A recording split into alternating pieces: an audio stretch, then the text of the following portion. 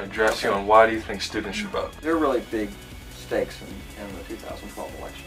Who's in the White House and who controls Congress for the next 2 to 4 years is going to make a big difference in the direction of the country.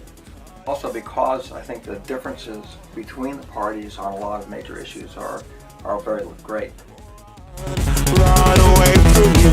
There is lightning in this wind. It'll affect young people in many ways. I mean, so, things like the cost of college education, federal aid to student loans, of course the big national issues that affect everyone, healthcare, war and peace, I mentioned, but there's a lot more involved in it. That we're going to be electing not just the president, but the entire House of Representatives, 33 members of the U.S. Senate, hundreds of state and local elected officials, control of the U.S. Supreme Court in the future if there are vacancies there, and right now the court election is what gets the most attention. But I kill for an adventure, just you and I in the curves and run, dancing till we're new, so all that we've learned disappears. When you shout, turn at me, I saw my father in the second grade concert. One poll more trustworthy than other? I can give about how to interpret polls is not to put too much weight on any one poll. Right. And to look at the overall trend. So I think if you look at some of the websites that actually average lots of polls together, I think you get a better feel for what's really going on. So I tell people to look at pollster.com. Also, Real Clear Politics does something similar. So I think some polls are probably better than others, but overall, I think no matter how well done a poll is, there can always be it's just random. There's been a lot of controversy around the electoral vote and the popular vote. Right. What do you think about that? Yeah, we do have this system where the winner of the presidential election is determined by the Electoral College, and that has some important effects and consequences.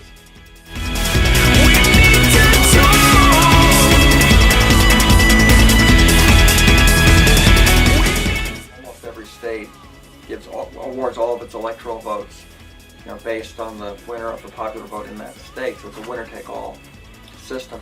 That's one effect.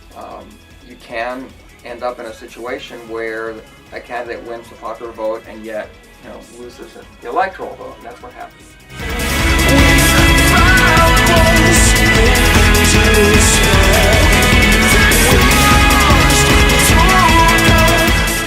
The candidates that focus their attention and do their campaigning in a relatively small number of battleground states.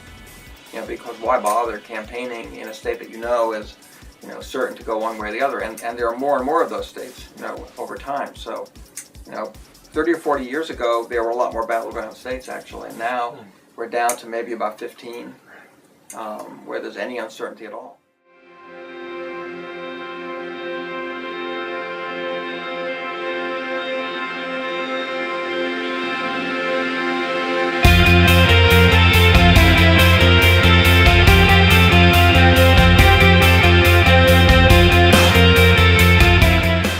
Once a Republican nominee is chosen, do you believe there's a path to victory? And if so, what do you think that'll kind of look like? Well, what we know about presidential elections is that the most important factors that influence the ultimate result are sort of what we call the fundamentals of the election, and that has to do with the condition of the economy and overall the way voters evaluate the performance of the incumbent president. And that really the identity of the challenger is a secondary factor. I think that they're looking pretty good for President Obama. Not as good as they could be, or he'd like them to be, I'm sure. The economy is showing improvement. Unemployment's coming down. The economy is growing, even though obviously unemployment is still quite high. And our fingers, they almost I think that people tend to be influenced by the direction, and if they perceive that things are getting better, that tends to work to the advantage of the incumbent.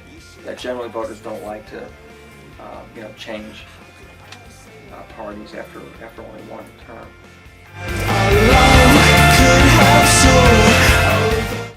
you saw or experienced that led you to believe that elections have the consistency to be predicted?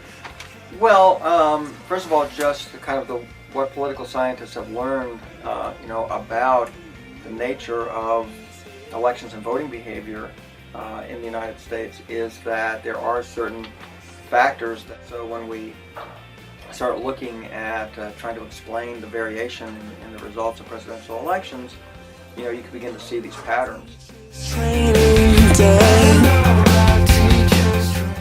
The models really kind of reflect what we know about individual voter behavior, but when we start aggregating voters together and looking at the overall electorate, actually, then we can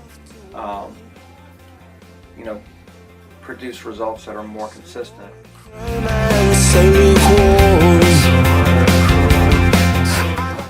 It's really fairly simple in that there are three factors that I look at. There are some other models that are much more complicated, but I find that just using these three factors works just about as well, if not better, than some of the more complicated ones. So I take a variable that measures the condition of the economy, and that's the growth rate of real GDP.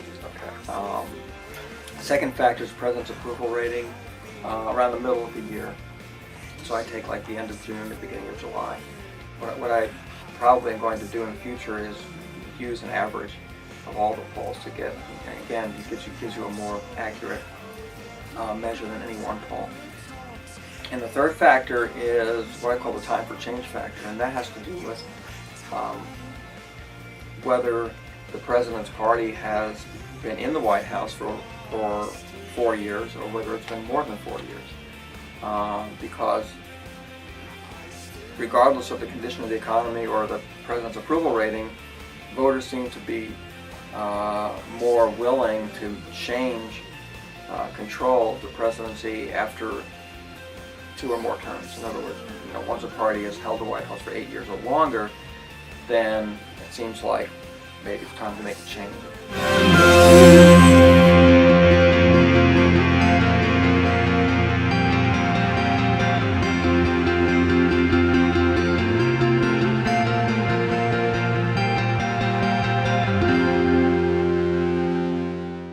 I really appreciate Sure. you sitting down with us and taking the time.